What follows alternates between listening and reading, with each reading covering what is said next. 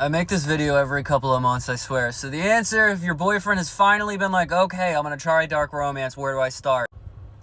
Butcher and Blackbird. It's always the answer, especially if they're like Dexter, because it's basically Dexter with 2 people instead of 1, and it's dark romancy. And it's not really dark romance, it's like comedy dark romance. It's like right there where it's dark romance in genre, but it's not really full-on like BDSM kind of crap. And then if they're like a golden retriever personality like I am, you could start with Lights Out, but I'd still recommend Butcher and Blackbird and then go to Lights Out because I just think it's easier to make that jump.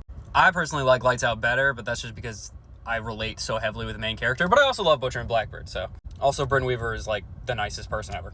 And then if you have nothing else and you still need to keep it like kind of low, like darkness level, Rook and Rebel is pretty light, but dark romancy too. It's about a motorcycle gang, you know. It fits all the genres, but you know, there's that.